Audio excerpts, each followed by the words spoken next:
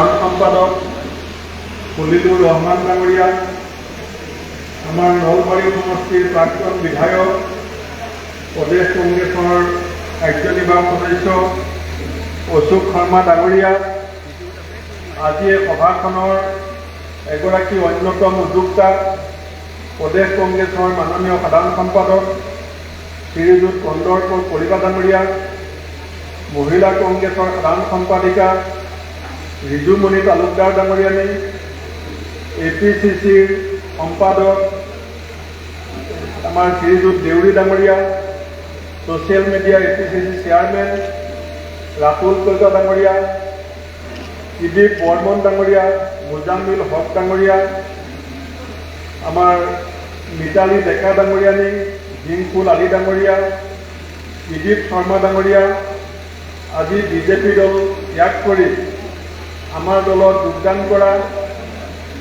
এই অঞ্চলৰ এগৰাকী বিশিষ্ট সমাজকৰ্মী কৰুণা মেধি ডাঙৰিয়া, BPF দলৰ পৰা আহি আমাৰ দলত যোগদান কৰা অভিৰাম ডেকা ডাঙৰিয়া প্ৰমুখ্যে আজি ইয়াত যোগদান কৰা এই অঞ্চলৰ সন্মানিত ব্যক্তিসকল, আমাৰ মঞ্চত বহি থকা আমাৰ জিলা কংগ্ৰেছ, ব্লক কংগ্ৰেছ আৰু প্ৰদেশ কংগ্ৰেছৰ বিষয়ববীয়াসকল, আমাৰ প্ৰদেশ কংগ্ৰেছৰ মুখপাত্ৰ বিপ্লুৰ ৰহমান ডাঙৰিয়া, পৰম পূজনীয় ৰাইজ, সাংবাদিক বন্ধুসকল, আজি মোৰ দুটা নিমন্ত্ৰণ আছিলে। এটা ইনকাম টেক্স ডিপাৰ্টমেণ্টে মোক মাতিছিলে, মোৰ সম্পত্তিৰ হিচাপ দিব লাগে, আৰু এটা আমাৰ কন্দৰ্প কলিতা ডাঙৰিয়াই কৈছিলে চিপাঝাৰলৈ আহিব লাগে কৰুণা মেধি ডাঙৰিয়া আৰু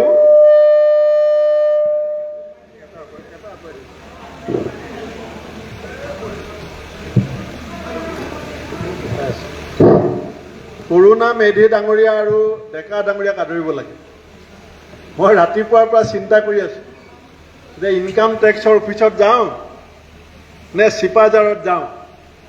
শেষত মই ভাবিলোঁ যে যিহেতু মই দলৰ সভাপতি, গতিকে মোৰ কাৰণে দলটো আগত, আৰু মই সেইকাৰণে আজি ইনকাম টেক্সলৈ নগৈ মই চিপাঝাৰলৈ আহিছোঁ। আৰু চিপাঝাৰলৈ যে আহিছোঁ, আজি কেইদিনমানৰ আগতে মই নলবাৰীলৈ গৈছিলোঁ। ইয়াত আমাৰ বহি আছে অশোক শৰ্মা ডাঙৰিয়া, তেখেতে মোক জইন কৰাৰ আগতে লগ পোৱা নাছিলে। টেলিফোনত মোক কৈছিলে যে মই কংগ্ৰেছলৈ আহিব বিচাৰিছোঁ, আপোনালোকে যদি কয় মই আহিম। তেখেত মোৰ গিলে অহা নাই, মই গৈছিলোঁ নলবাৰীলৈ তেখেতক এখন গামোচা দিবৰ কাৰণে। কাৰণ এই যোগদান কাৰ্যসূচীটো আমি এতিয়া অন্য দলৰ নিচিনা কৰা নাই।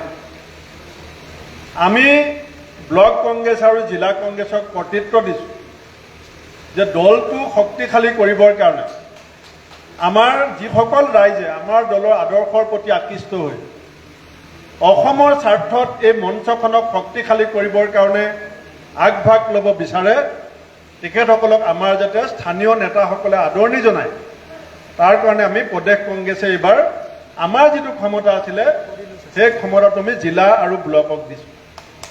আৰু মই ধন্যবাদ দিছোঁ যে এসময়ত বিজেপিৰ পদুম ফুলৰ শিপা চিপাঝাৰত ৰুইছোঁ বুলি কোৱা আমাৰ মেধি ডাঙৰিয়াক আজি আপোনালোকে আদৰিছে। আৰু মই আশা কৰিছোঁ যে যোনে এই বিভাজনকামী দলটোৰ শিপা ৰোপণ কৰিছিলে তেওঁৱেই এতিয়া শিপাবিলাক উভালি চিপাঝাৰত ধৰ্মনিৰপেক্ষ, সমাজবাদী, গণতান্ত্ৰিক, সাংবিধানিক প্ৰমূল্য ৰক্ষা কৰিব পৰা কংগ্ৰেছ দলটোক আহি থকা সময়ত শক্তিশালী কৰিব। ৰাইজসকল, এই যিখন যুদ্ধ আজি আমি আৰম্ভ কৰিছোঁ, এতিয়া আমাক ক'লে যে ভূপেন বৰাই যুঁজি আছে, আমুকে যুঁজি আছে। এই যুঁজখনত আমি সকলোৱে এটা কথা বুজিব লাগিব। ওপৰে ওপৰে চালে ৰাজনীতিৰ কথা বহুতে কয় যে politics is struggle for power, যে ৰাজনীতি কেলে কৰোঁ, আমাক ক্ষমতা লাগে। ক্ষমতা আমাক কেলে লাগে?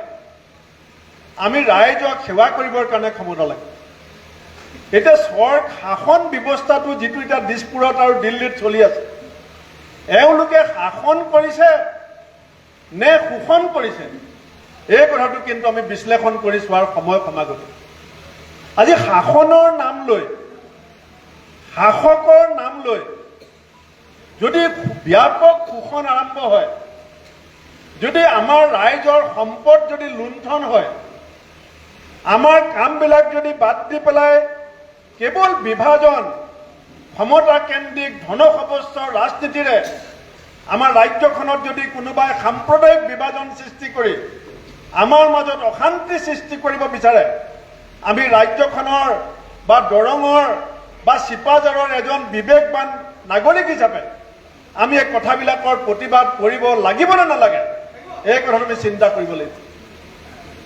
আজি মোক কেলে মাতিছে ইনকাম টেক্সে মোক কেলে চিআইডিয়ে মাতে ৰাহুল গান্ধী ডাঙৰীয়াক এতিয়া ইডিয়ে মাতিব বুলি ওলাই আছে সোনিয়া গান্ধী ডাঙৰীয়াক কোভিড আক্ৰান্ত হৈ থাকোঁতে ইডি অফিচলৈ যাবলগীয়া হৈছে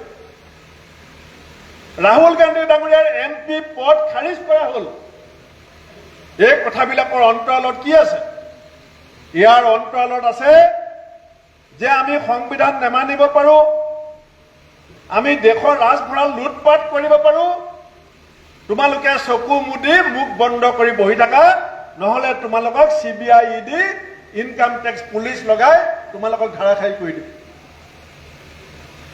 আজি এই পৰিস্থিতিৰ মাজত অসমৰ মূল ৰাজনৈতিক দল হিচাপে আৰু যিটো দলৰ নেতৃত্বত দেশখন স্বাধীন হৈছিলে যিটো দলে ব্ৰিটিছৰ বিৰুদ্ধে যুঁজিছিলে সেই দলটোক আমি একোগৰাকী সদস্য হিচাপে আমি আমাৰ ৰাজ্যখনৰ আমাৰ দেশখনৰ এক কণ্ঠ দেশখনৰ এক শক্তি হিচাপে আমি একত্ৰিত হিচাপে এই গণতান্ত্ৰিক যুদ্ধখনত আমাৰ সৈনিকৰ দায়িত্ব আমি পালন কৰিব লাগিব আজি যোগদান এটা দলত যোগদান বৰ গুৰুত্বপূৰ্ণ কথা এতিয়া যি দুগৰাকী নেতা বিজেপি আৰু বিপিএফৰ পৰা আহিছে আমি ফুচুলাই পেলাই পুলিচ লগাই দিম বুলি কৈ এনকোৱাৰী কৰিম বুলি কৈ বন্দুক দেখুৱাই পেলাই আমি অনা নাই তেওঁলোকে নিজে চিন্তা চৰ্চা ভাবি চিন্তি